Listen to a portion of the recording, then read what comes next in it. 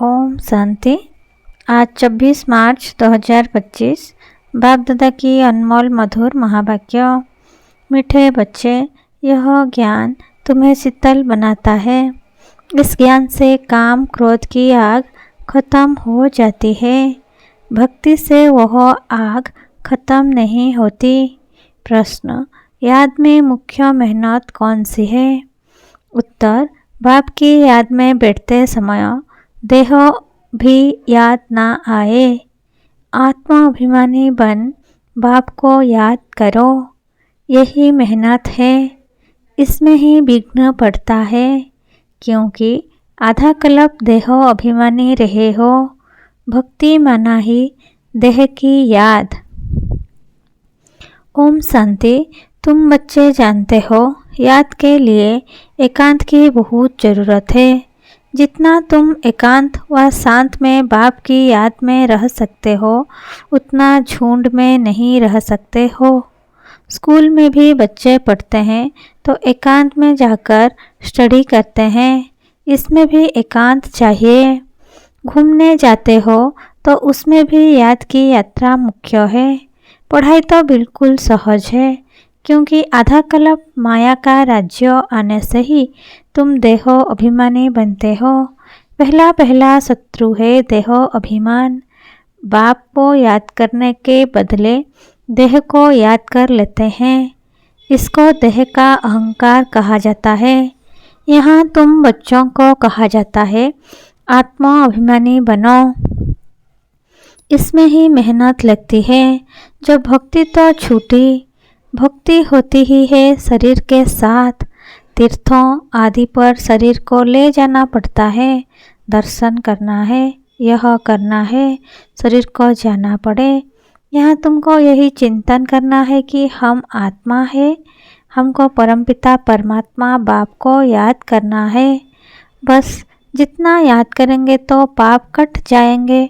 भक्ति मार्ग में तो कभी पाप कटते नहीं है।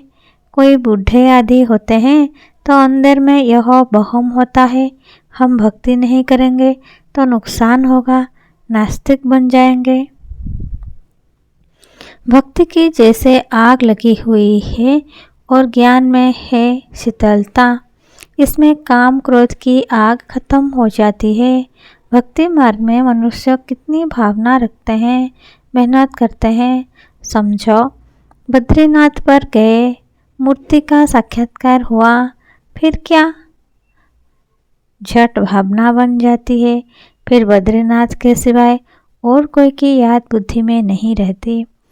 आगे तो पैदल जाते थे। बाप कहते हैं, मैं अल्पकाल के लिए मनोकामना पूरी कर देता हूँ, साक्षात्कार कराता हूँ, बाकी मैं इनसे मिलता नहीं हूँ। मेरे बगैर वर्षा थोड़े ही मिलेगी। वर्षा तो तुमको मेरे से ही मिलना है ना। यह तो सभी देहधारी हैं। वर्षा एक ही बाप रचता से मिलता है। बाकी जो भी हैं जड़ अथवा चैतन्य, वह सारी हैं रचना। रचना से कभी वर्षा मिल ना सके। पतित पावन एक ही बाप है। कुमारियों को तो संगदस से बहुत बचना है। बाप कहते हैं, इस पतित पन्ने से तुम आदि मध्य अंत दुख पाते हो। अभी सब है पतित, तुम्हें अभी पावन बनना है। निराकार बाप ही आकर तुमको पढ़ाते हैं। ऐसे कभी नहीं समझो कि ब्रह्मा पढ़ाते हैं। सबकी बुद्धि शिव बाबा तरफ रहनी चाहिए। शिव बाबा इन द्वारा पढ़ाते हैं। तुम दादियों को भी पढ़ाने वाला शिव बाबा है। उनकी क्या खातिरी करेंगे? तुम शिव बाबा के लिए अंगूर आम ले आते हो। शिव बाबा कहते हैं, मैं तो अभोक्ता हूँ, तुम बच्चों के लिए ही सब कुछ है। भक्तों ने भोग लगाया और बांटकर खाया, मैं थोड़े ही खाती हूँ।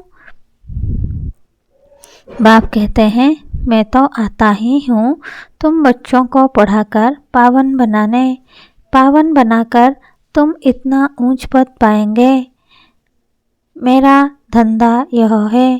कहते ही है शिव भगवान वाच, ब्रह्मा भगवान वाच तो कहते नहीं है, ब्रह्मा वाच भी नहीं कहते हैं। भल यह भी मुरली चलाते हैं, परंतु हमेशा समझो शिव बाबा चलाते हैं। किसी बच्चे को अच्छा तीर लगाना होगा तो खुद प्रवेश कर लेंगे। ज्ञान का तीर तिखा गाया जाता है ना। साइंस में भी कितनी पावर है, बॉम्ब्स आदि का कितना धमाका होता है। तुम कितनी साइलेंस में रहते हो। साइंस पर साइलेंस विजय पाती है।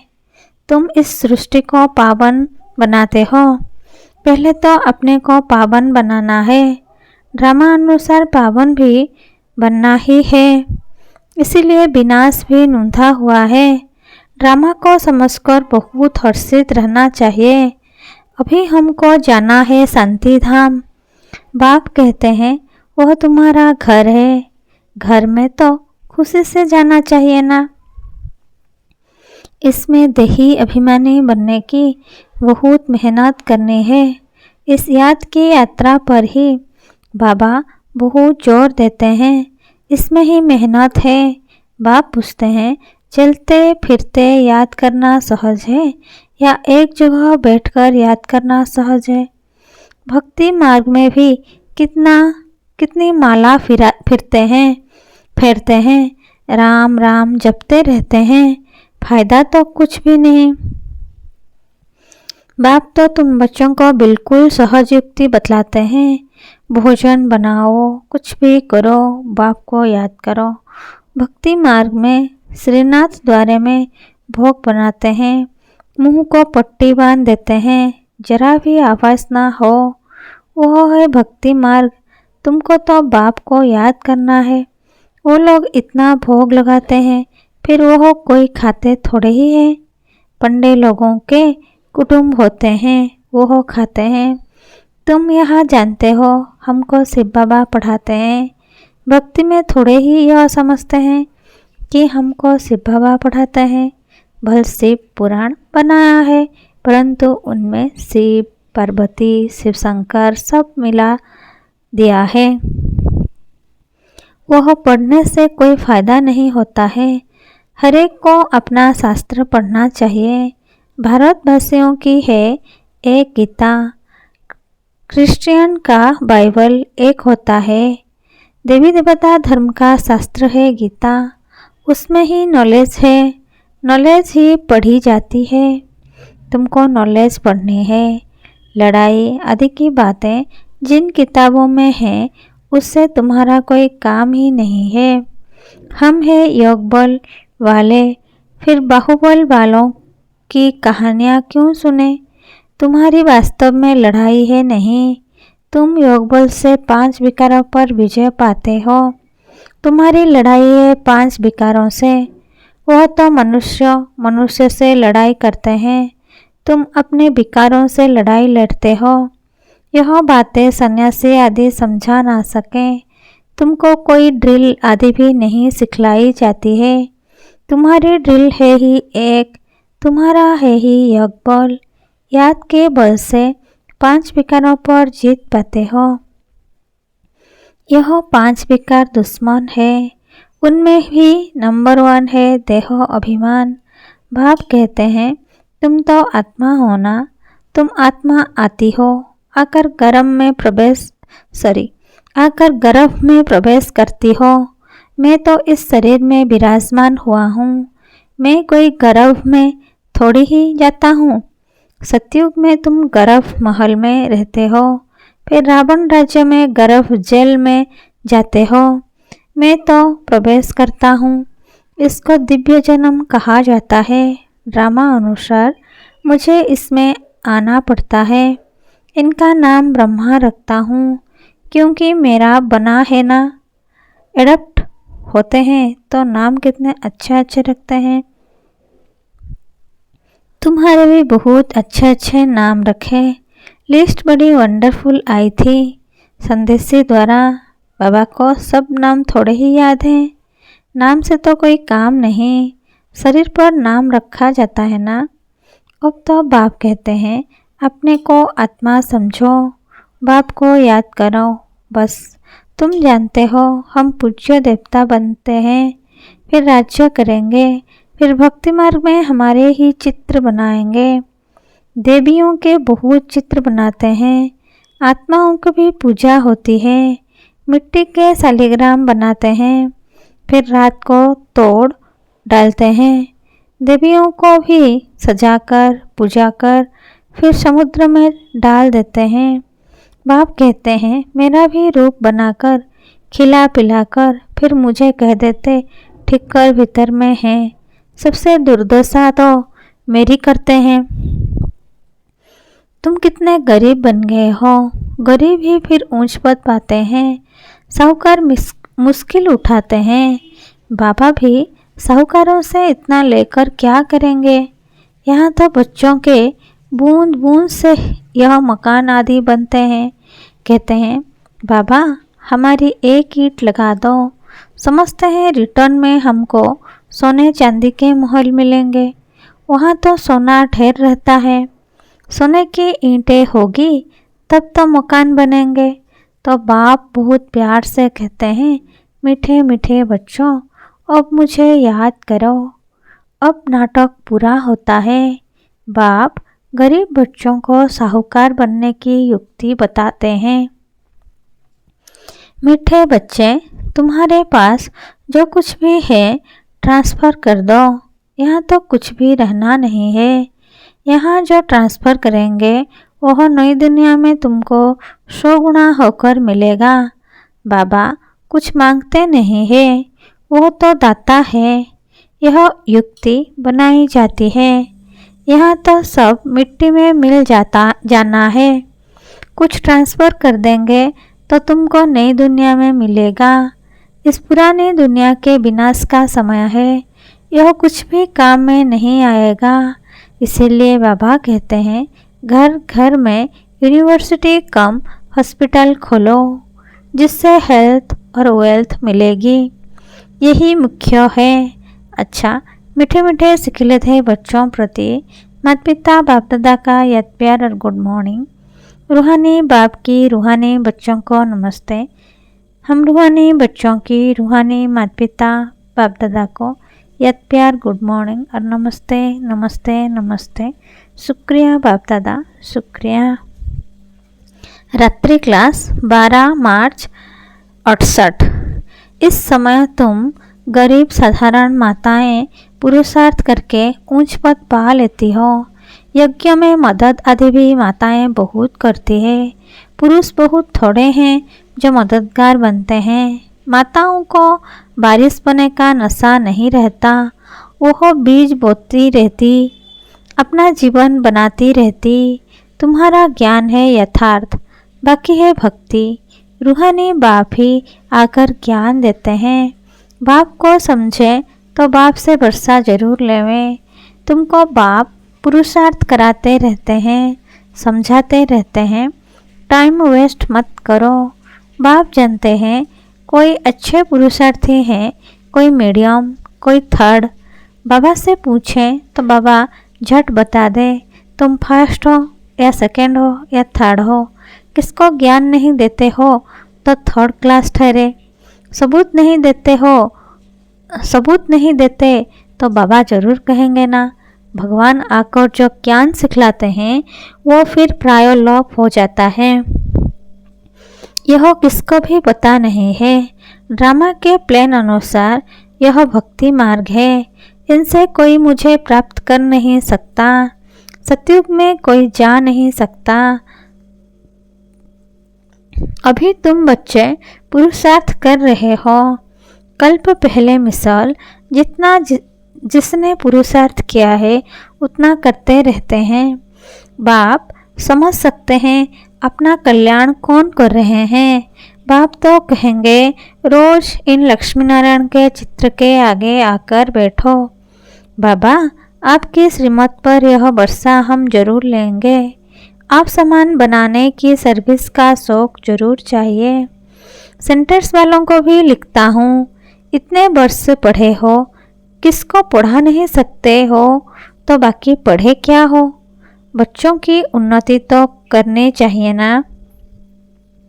बुद्धि में सारा दिन सर्विस के ख्याल चलने चाहिए। तुम वानप्रस्थी हो ना। वानप्रस्थियों के भी आश्रम होते हैं। वानप्रस्थियों के पास जाना चाहिए।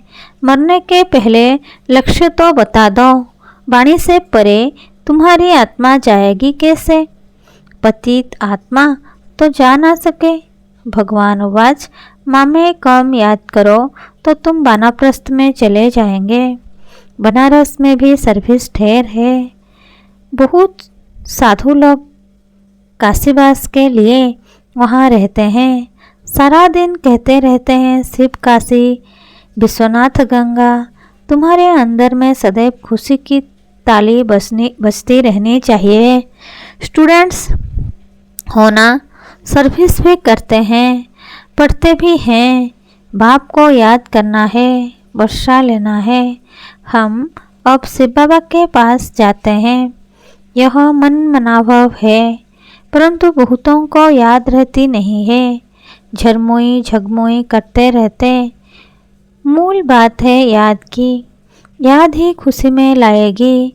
सभी चाहते तो हैं कि विश्व में शांति हो। बाबा भी कहते हैं उन्हें समझाओ कि विश्व में शांति अब स्थापन हो रही है। इसीलिए बाबा लक्ष्मी नारायण के चित्र को जास्ती महत्व देते हैं। बोलो, यह दुनिया स्थापन हो रही है। यहाँ सुख शांति पवित्रता सब था। सभी कहते हैं विश्व में शांति हो। प्राइज भी बहुतों को मिलती रहती है। वर्ल्ड में पीस स्थापन करने वाला तो मालिक होगा ना। इन्हों के राज्य में विश्व में शांति थी। एक भाषा, एक राज्य, एक धर्म था। बाकी सभी आत्माएं निराकारी दुनिया में थी। ऐसी दुनिया किसने स्थापन की थी। पीस किसने स्थापन की थी। फॉरेनर्स भी समझेंगे यह पैराडाइज था, इन्हों का राज्य था। वर्ल्ड में पीस तो अब स्थापन हो रही है। बाबा ने समझाया था प्रभात फेरी में भी, यह लक्ष्मी नारायण का चित्र निकालो जो सभी के कानों में आवाज़ पड़े कि यह राज्य स्थापन हो रहा है। नरक का विनाश सामने खड़ा है। यह तो जानते हैं ड्रामा अनुसार शायद देरी है। बड़ों के तकदीर में अभी नहीं है, फिर भी बाबा पुरुषार्थ कराते रहते हैं। ड्रामा अनुसार सर्विस चल रही है। अच्छा, गुड नाइट। धारणा के लिए मुख्य सार। नंबर 1, संगदोष से अपनी बहुत संभाल करनी है। कभी पतितों के संग में नहीं आना है। साइलेंस बल से इस सृष्टि को पावन बनाने की सेवा करनी है। नंबर 2, ड्रामा को अच्छी तरह समझकर हर्षित रहना है। अपना सब कुछ नई दुनिया के लिए ट्रांसफ़र करना है। वरदान, बाप द्वारा सफलता का तिलक प्राप्त करने वाले सदा आज्ञाकारी दिल तखत नसीन भव। बाप द्वारा सफलता का तिलक प्राप्त करने वाले सदा आज्ञाकारी दिल तखत नसीन भव। भावार्थ, भाग्य विधाता बाप रोज अमृत बेले अपने आज्ञाकारी बच्चों को सफलता का तिलक लगाते हैं। आज्ञाकारी ब्राह्मण बच्चे कभी मेहनत व मुश्किल शब्द मुख से तो क्या संकल्प में भी नहीं ला सकते हैं। वह सहयोगी बन जाते हैं। इसीलिए कभी भी दिल शिकस्त नहीं बनो, लेकिन सदा दिल तखत नसीन बनो, रहमदिल बनो। अहम भाव और बहम भाव को समाप्त करो। स्लोगन, विश्व परिवर्तन की डेट नहीं सोचो, स्वयं के परिवर्तन की घड़ी निश्चित करो। अव्यक्त इशारे, सत्यता और सभ्यता रूपी कल्चर को अपनाओ। जो प्यूरिटी की पर्सनालिटी से संपन्न रॉयल आत्माएं हैं, उन्हें सभ्यता की देवी कहा जाता है। उनमें क्रोध विकार की इम्प्यूरिटी भी नहीं हो सकती। क्रोध का सूक्ष्म रूप ईर्ष्या, द्वेष, घृणा भी अगर अंदर में है तो वो भी अग्नि है जो अंदर ही अंदर जलाती है। बाहर से लाल पीला नहीं होता लेकिन काला होता है। तो अब इस कालेपन को समाप्त कर सच्चे और साफ बनो। अच्छा, ओम शांति।